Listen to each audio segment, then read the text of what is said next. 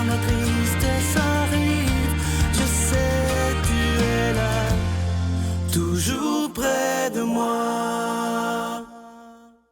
Bon vendredi, bienvenue à votre émission La Victoire de l'amour. Comme on le fait tous les vendredis, on rejoint notre amie, elle est médecin chirurgienne en ORL, la docteure Valérie Julie Brousseau, et l'homélie est faite par David Vincent.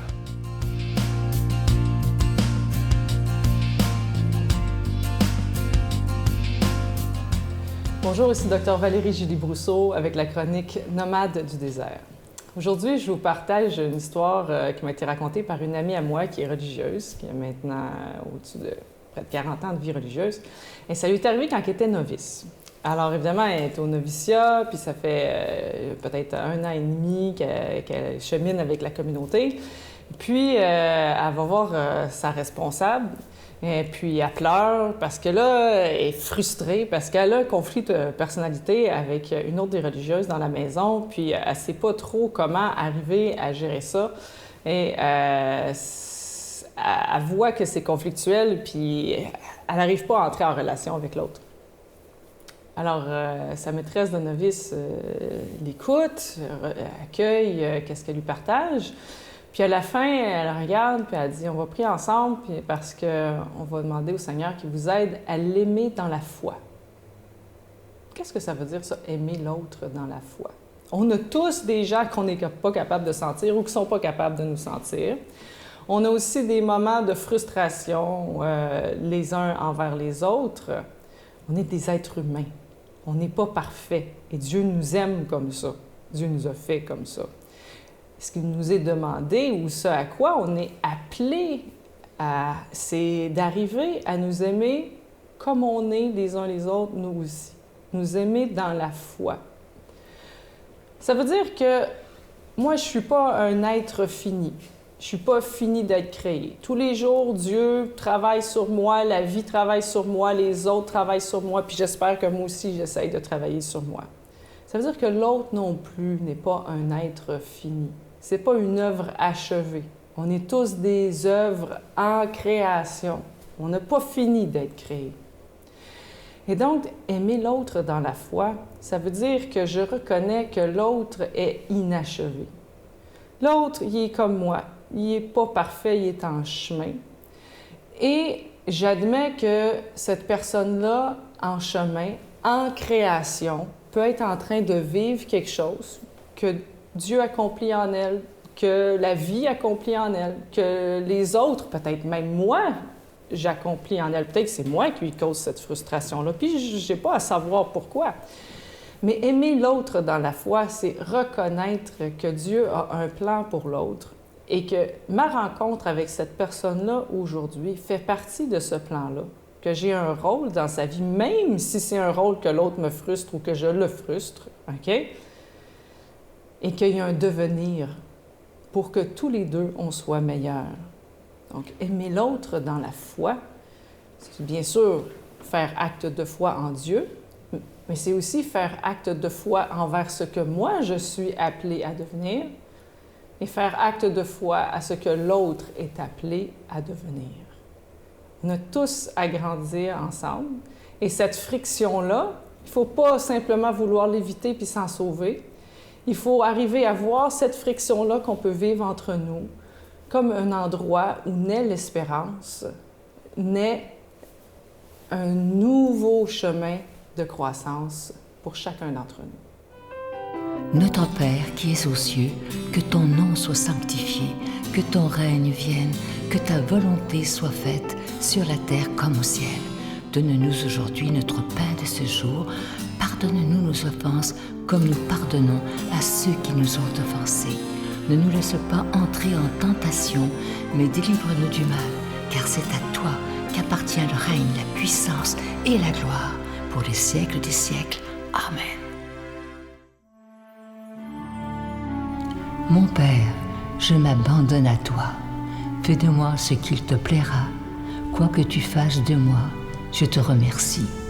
Je suis prête à tout, j'accepte tout, pourvu que ta volonté se fasse en moi, en toutes les créatures. Je ne désire rien d'autre, mon Dieu. Je remets mon âme entre tes mains. Je te la donne, mon Dieu. avec tout l'amour de mon cœur parce que je t'aime et que ce m'est un besoin d'amour de me donner, de me remettre entre tes mains sans mesure, avec une infinie confiance, car tu es mon Père.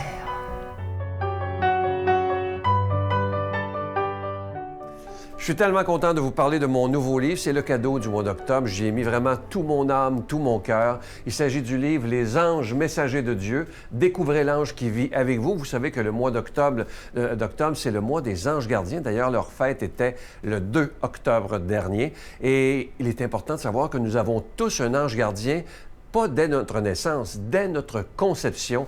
Il y a un ange gardien qui s'occupe de nous, qui nous protège et qui nous guide, évidemment, si on veut bien l'écouter. Il ne s'impose jamais. Alors, un livre qui est facile à lire, écrit en gros caractères, et je vous donne des exercices aussi pour être capable de rentrer en contact et d'être capable d'avoir une belle relation avec votre ange gardien. Il n'y a rien d'ésotérique là-dedans, parce que si Dieu a voulu qu'on ait un ange gardien, il est normal qu'on puisse communiquer avec lui. Alors, je vous rappelle que c'est avec un don de 25 $ et si vous en voulez deux, avec un don de 40 $. Je vous donne l'adresse. La Victoire de l'Amour, case postale 120, succursale Boucherville à Boucherville, le J4B 5E6. Je vous la redonne. La Victoire de l'Amour, case postale 120, succursale Boucherville à Boucherville, le J4B 5E6. Également par téléphone, par carte de crédit du lundi au vendredi de 8h30 à 16h30 dans le 514-523-4433, 523-4433 ou sans frais le 1-888-811-9291, 1-888-811-9291 et aussi sur notre site Internet. Vous savez que c'est une façon très rapide, sécuritaire et efficace de faire votre don, le www.lavictoiredelamour.org. Je vous rappelle le titre, Les anges messagers de Dieu.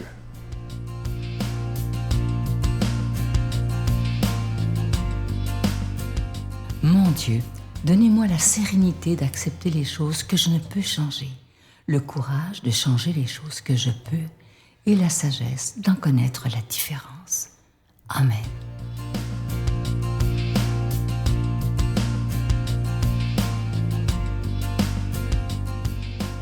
Bon matin. Bonne nouvelle de Jésus-Christ selon saint Luc.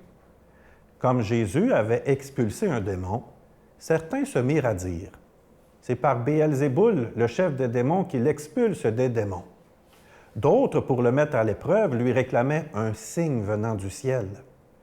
Jésus, connaissant leur intention, leur dit: tout royaume divisé devient un désert. Ses maisons s'écroulent les unes sur les autres. Si Satan, lui aussi, est divisé, comment son royaume tiendra-t-il? Vous dites que c'est par Béelzéboul que j'expulse les démons. Et si c'est par Béelzéboul que moi je les expulse, vos disciples, par qui les expulsent-ils? Mais si c'est par le doigt de Dieu que j'expulse les démons, c'est donc que le règne de Dieu est survenu pour vous. Quand l'homme fort et bien armé garde son palais, tout ce qui lui appartient est en sécurité. Mais si un plus fort intervient et triomphe de lui, il lui enlève l'équipement de combat qui lui donnait confiance et il distribue tout ce qu'il lui a pris. Celui qui n'est pas avec moi est contre moi. Celui qui ne rassemble pas avec moi disperse. Quand l'esprit mauvais est sorti d'un homme, il parcourt les terres desséchées en cherchant un lieu de repos. Et comme il n'en trouve pas, il se dit: je vais retourner dans ma maison d'où je suis sorti. En arrivant, il la trouve balayée, bien rangée. Alors il s'en va et il prend 7 autres esprits encore plus mauvais que lui. Ils y entrent et ils s'installent. Ainsi, l'état de cet homme est pire à la fin qu'au début. Acclamons la parole de Dieu. Vous avez sûrement déjà entendu parler d'Harry Potter. Vous savez, ce jeune sorcier qui va rentrer à l'école de Poudlard pour évidemment apprendre, on pourrait dire, à apprendre à faire un peu de magie, qui va surtout se faire des amis, vivre toutes sortes de péripéties. Et bien sûr, combattre Voldemort, celui dont on ne doit pas prononcer le nom. Eh oui, ça a été une saga à succès de 8 livres qui est paru au début des années 2000 et que des millions d'enfants ont lu dans le monde. Alors, à un moment donné, le jeune Harry Potter découvre qu'en lui-même, il a une connexion spéciale avec celui qu'il doit combattre, avec Voldemort. Cela va vraiment le bousculer, le déranger à tel point qu'il va penser que lui-même, il pourrait devenir comme Voldemort, c'est-à-dire un mauvais sorcier, quelqu'un qui fait le mal. Et là, cela va vraiment beaucoup le bousculer. Son parrain, qui est à son écoute, va lui dire nous avons tous à l'intérieur de nous du bien et du mal. Nous avons tous de bonnes forces et des forces mauvaises. Mais ce qui fait la différence, c'est les choix que je fais dans ma vie qui font en sorte que je deviens la personne que je suis. Le parrain d'Harry Potter va l'amener à faire le choix du bien et à combattre le mal qu'il a en lui. Aujourd'hui, les paroles de Jésus semblent compliquées à comprendre, en effet.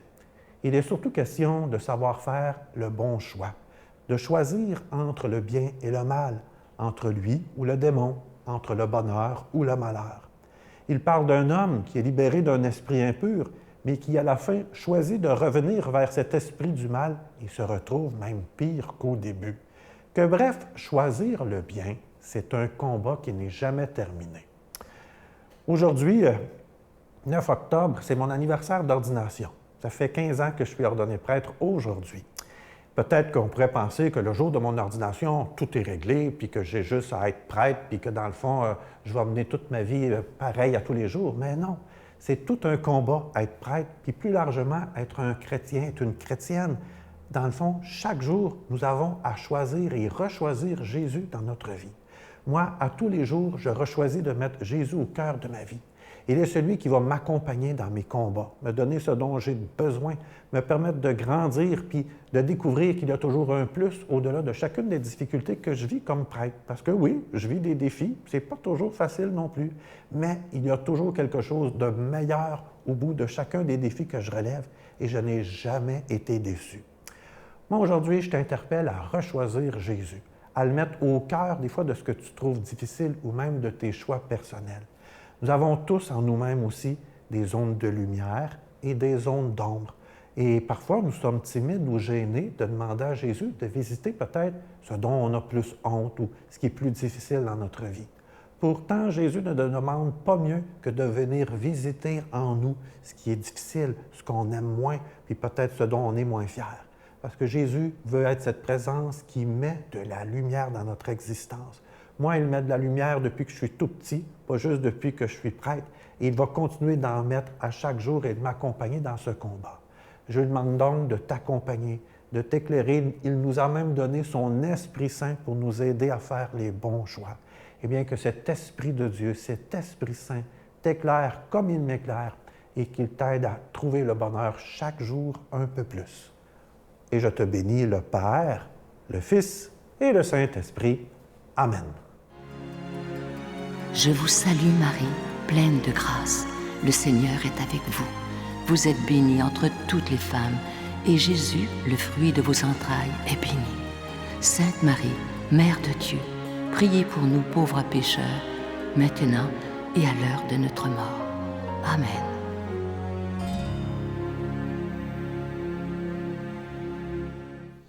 Avant de vous quitter, je vous laisse avec une très belle pensée qui dit ceci. Elle est de Gandhi, ce grand homme qui a dit tellement de grandes choses.